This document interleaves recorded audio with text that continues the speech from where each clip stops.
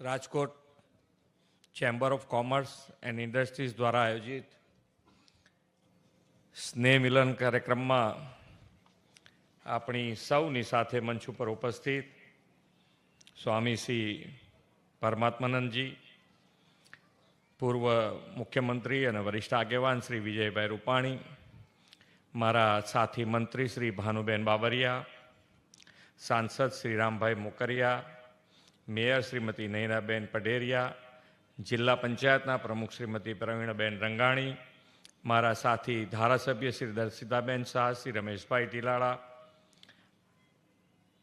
અધ્યક્ષ શ્રી વીપી વૈષ્ણવ, ઉપપ્રમુખ શ્રી પાર્થભાઈ ગણાત્રા, મહાનદ મંત્રી શ્રી નૌતમભાઈ બારશિયા, વિવિધ ઇન્ડસ્ટ્રીઝના એસોસિએશનના સૌ પ્રતિનિધિ, collector Shri, municipality commissioner Shri, મંચસ્થ સૌ મહાનુભાવો, આમંત્રિત સૌ નાગરિક ભાઈઓ બહેનો, પ્રેસ મીડિયાના મિત્રો, સૌને મારા નમસ્કાર. કન્વેન્શન સેન્ટર એમનું જે વાંચી ગયા હું વાંચી દઉં એમ એ મને આપીને ગયા છે પાછા કે આ જરા જુઓ બધું, એટલે અત્યારે જ એનાઉન્સમેન્ટ કરી દઈએ. કલેક્ટર બેઠા છે, કમિશનર બેઠા છે, અમારા ધારાસભ્યો બેઠા છે. જેટલી જગ્યા તમે ઝડપથી શોધો એટલું ઝડપથી સરકારની તૈયારી.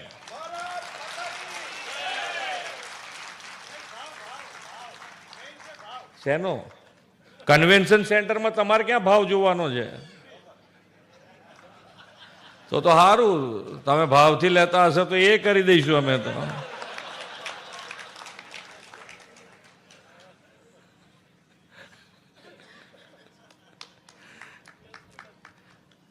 અને ઇન્ડસ્ટ્રીઝ વાળાને વર્લ્ડ ક્લાસ બધી વસ્તુ છે. વર્લ્ડને હચમચાવે એવું સૌરાષ્ટ્ર છે. અને પછી કિંમત ને પૈસાની ક્યાં વાત આવે એમાં?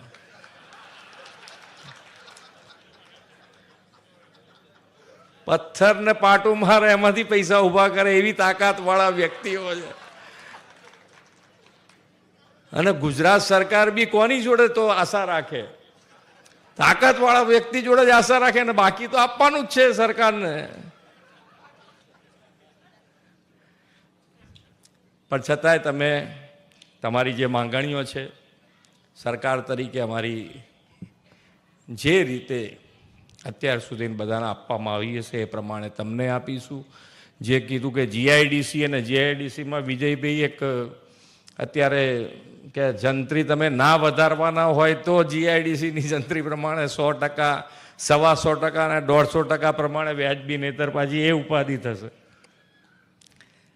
અને તમ તાર અત્યારે હજુ તો વધારો જ્યારે થાય ના થાય ત્યાં સુધી અત્યારે તો જે ભાવ છે એ પ્રમાણે છે ને. તમે જીઆઈડીસી તો બનાવી દો જેટલી જ્યાં નક્કી હોય તો. જગ્યા છે નક્કી તો એ આપી દો. જીઆઈડીસીને બોલાવીને કમ્પ્લીટ કરો. વેપારી માણસ છો એટલે પછી ક્યાંય નુકસાનમાં થોડું જવાય, ઉતાવળ કરવી પડે ને. નહીતર પાછળ અમારા હમણાં બિલ્ડર વાળા બધા બેઠા હતા, ક્યાં જતા રહ્યા?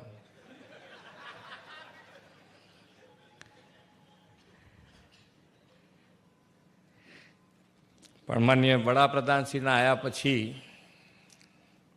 ખૂબ સારી પ્રગતિ, ધંધા રોજગાર, ખેતીથી માંડીને દરેકે દરેક ક્ષેત્ર. તમે એક વસ્તુ સમજો કે વડાપ્રધાન અને વડાપ્રધાનની કુને એમની દીર્ઘદ્રષ્ટિ, દરેકે દરેક ક્ષેત્રમાં એમણે ધ્યાન આપ્યું છે. નાનામાં નાના ક્ષેત્રમાં એમણે ધ્યાન આપ્યું છે.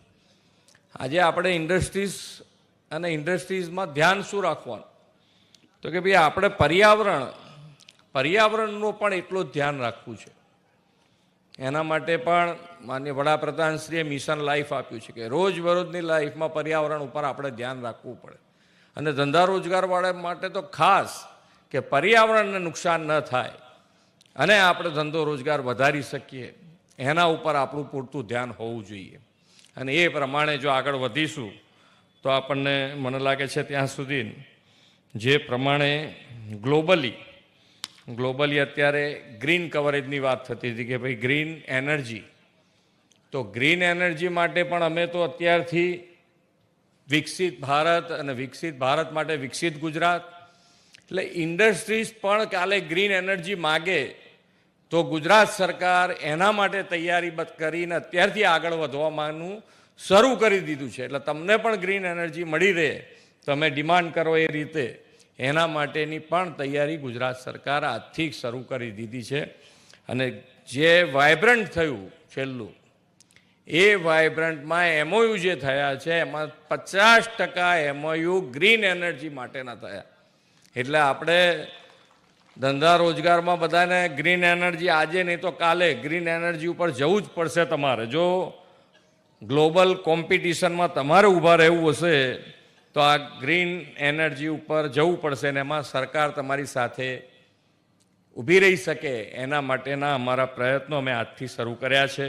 અને તમે પહોંચી વળાય એવી રીતે એની મેં કામ કરી રહ્યા છે.